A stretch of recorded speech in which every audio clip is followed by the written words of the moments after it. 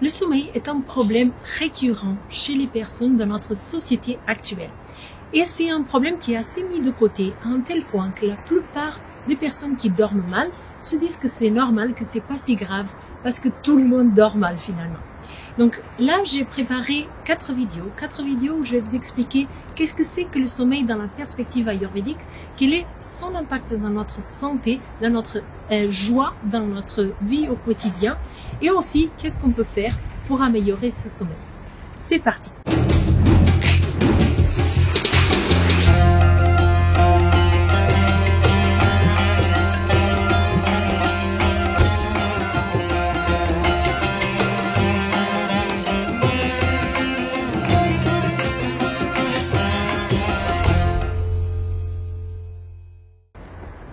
Alors, dans cette première vidéo, je voudrais vous partager quelle est la définition, si on peut dire comme ça, du sommeil selon l'Ayurveda.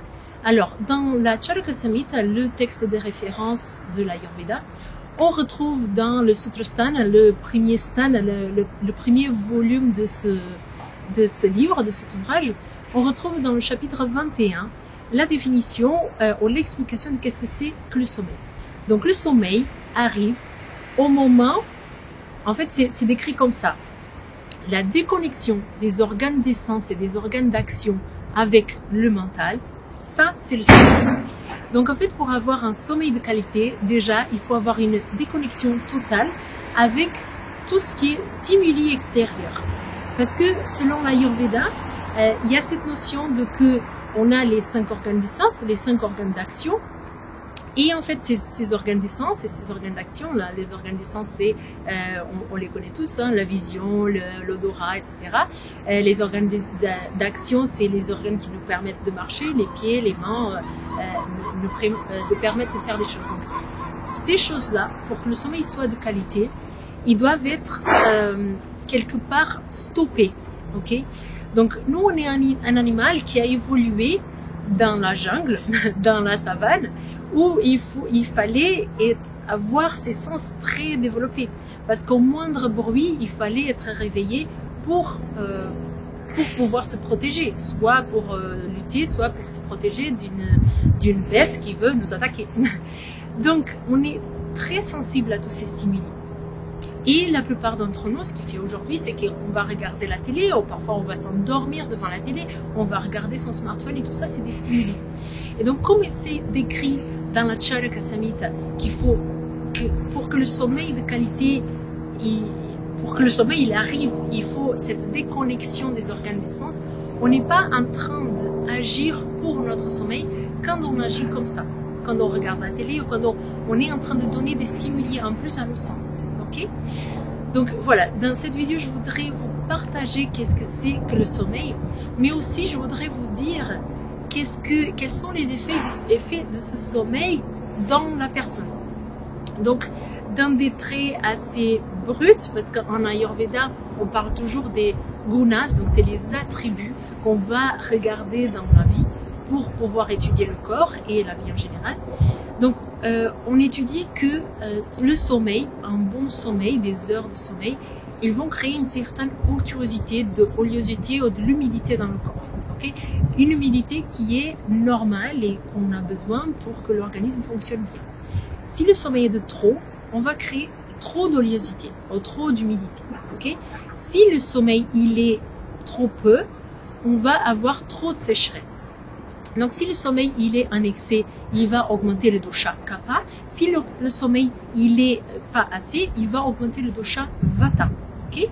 Donc ça, pour les doshas, pour les personnes qui connaissent pas trop l'Ayurveda et que les doshas ne vous parlent pas, je vous invite à faire le quiz qui est en descriptif de la vidéo. Vous allez comprendre mieux qu'est-ce que c'est tous ces doshas. Okay? Donc une fois qu'on a compris ça, il faut aller au-delà. L'Ayurveda nous explique quels sont les effets concrètement d'un bon sommeil qui n'est ni trop, ni de trop, ni assez, ni trop peu, pardon, qui est de qualité, donc qui est profond, etc. On a des effets. Donc là, je vais vous lire parce que je ne le sais pas de mémoire. Donc je me suis préparé une petite fiche pour vous le dire. Donc encore une fois, dans la Charaka Samhita, Sutra Sthana, chapitre 21, on a très clairement dit que selon que le sommeil il soit de qualité ou pas, on va avoir la joie ou la tristesse, on va avoir la nutrition ou l'émincissement, on va avoir du vigueur ou de la force ou de la faiblesse, on va avoir de la virilité ou de la stérilité, on va avoir de la connaissance ou de l'ignorance, on va avoir la vie ou la mort. Ok? Ça c'est très clairement dit dans les textes.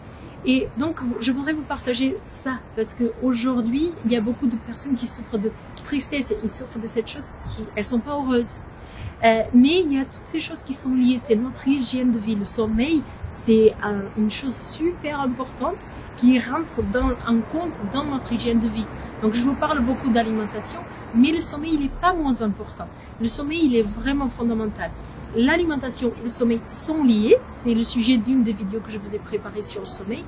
Mais ce que je voudrais partager dans cette vidéo, c'est que la joie, elle est directement associée à la qualité de votre sommeil.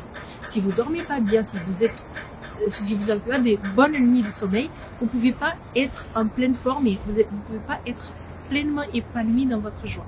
Ok? J'espère que cette vidéo vous a plu et je vous dis à la prochaine vidéo dans la semaine prochaine où je vais vous parler un petit peu un peu plus sur le sommeil. On va parler déjà de combien d'heures on doit dormir et on va essayer de l'adapter aux besoins de chacun parce qu'on est tous différents. Je vous souhaite une bonne journée et je vous dis à la prochaine vidéo.